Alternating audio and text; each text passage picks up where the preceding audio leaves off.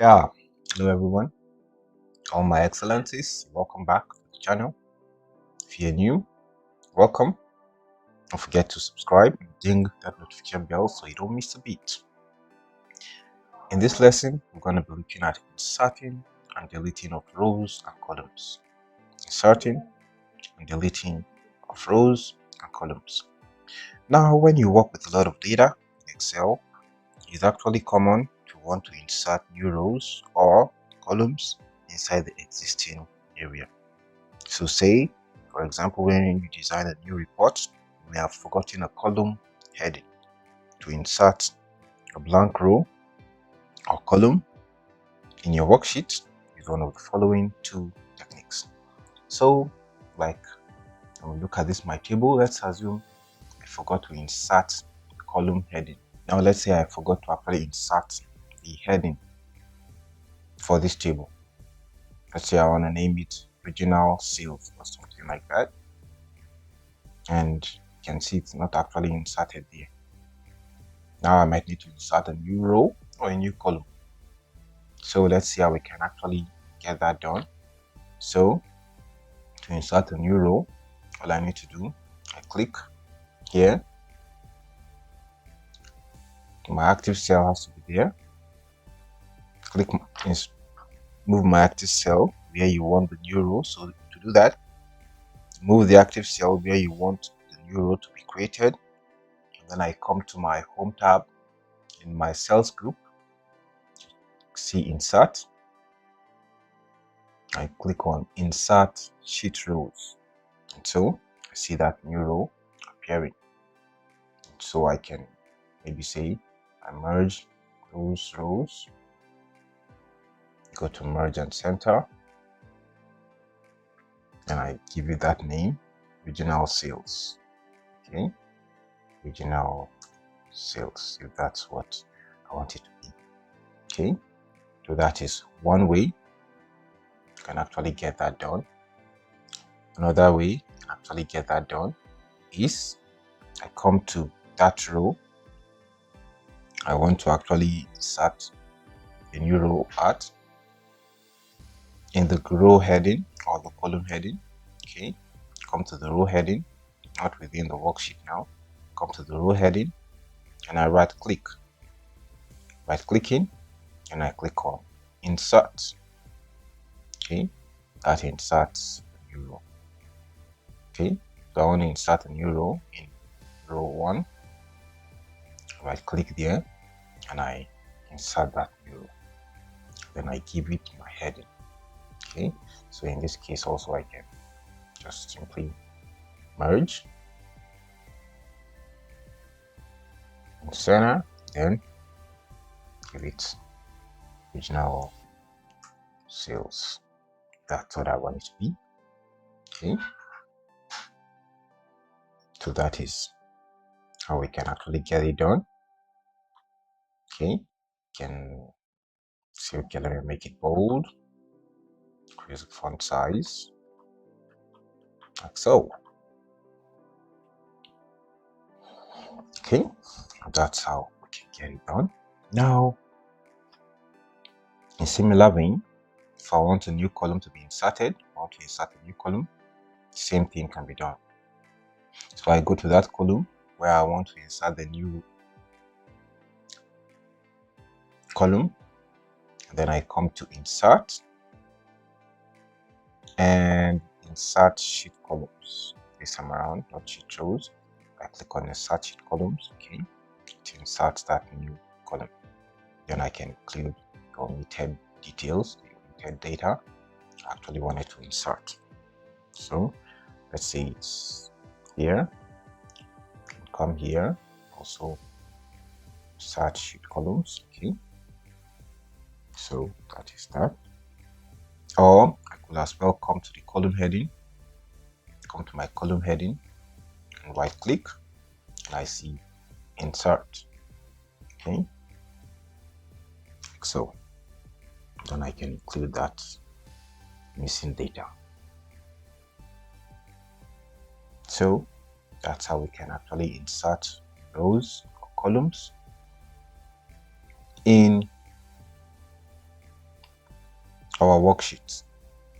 That's how we can insert rows or columns in the worksheet. Now to deleting is also the same thing. If you need to remove a row or a column, choose the appropriate command from the delete menu in the cells group. Okay, so we can as well come here. Let's assume I want this first row where I have my original cells to be deleted. You can come here, come to delete, then say delete sheet rows. It's gone. Okay, or I could as well come here in my column, my row heading now, right click, and I see delete. The delete option is also here. Click on delete. That's how we can get it done. So either inserting or deleting rows or columns. So these are the two ways we can actually get it done.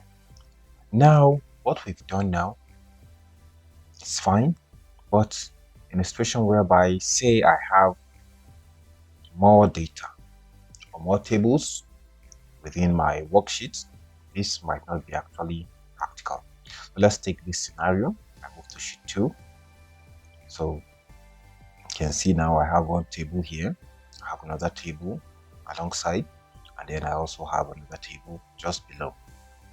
Now if I try to do what I did previously, you might see that it's not going to work. So it might affect the table alongside. So for example, if I say I want to insert a new row here, I right click, okay, insert. So I actually just wanted to insert the new row just to affect just this table, okay, but you can see that it has actually inserted a new row. It affects this table also. In similar vein, if I want to say insert a new column, okay, and I just want to insert the new column just in this first table, okay, now I right click, say insert, okay, you can see it affects the table just below. Now this is not what I want, so if I want to get that done, this is how we go about it.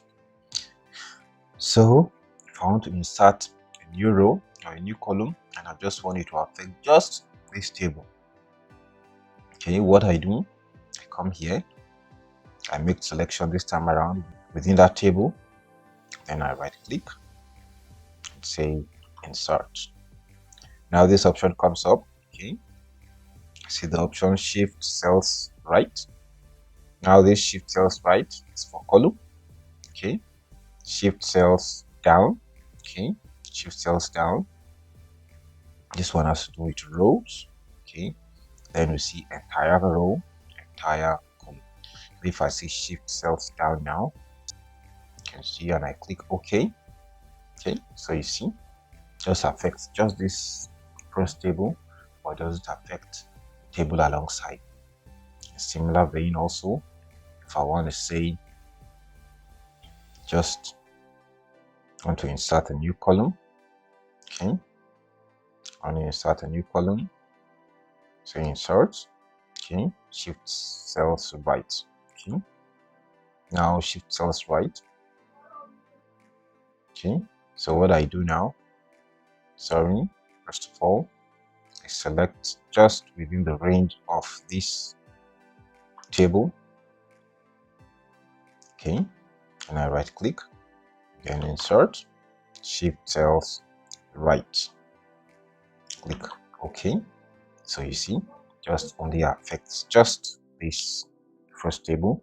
You see the table down is unaltered, and then this side also is untouched.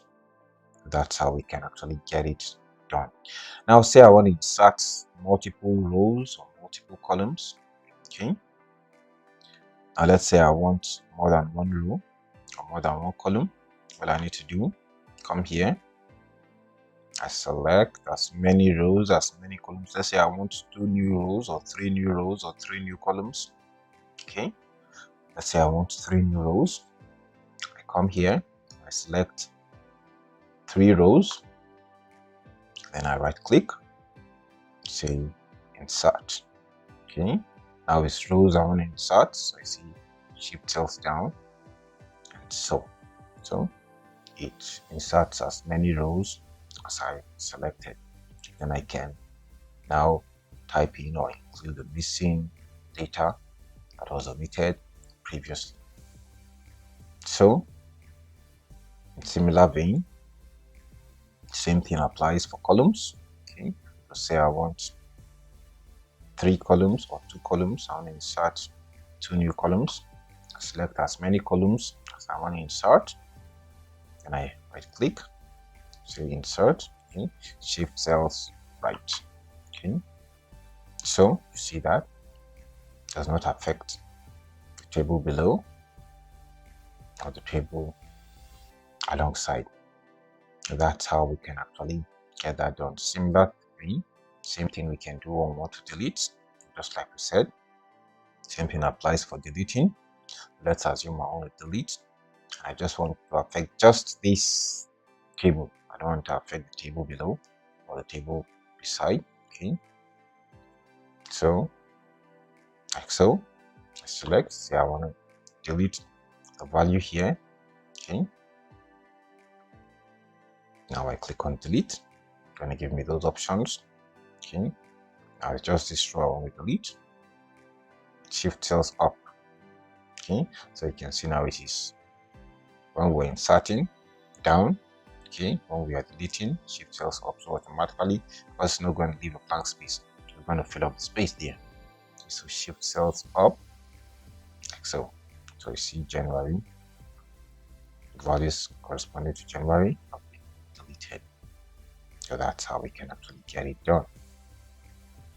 So that's what we can do, inserting and deleting rows and columns in Excel. So these are a few things we can actually do to insert or delete rows or columns in Excel. Any questions? You can always engage me in the comment section. Don't forget to share so that we can grow, and then like and subscribe. See you in the next class. And don't forget to always strive for excellence in all your endeavors. See you next class. Thank you very much.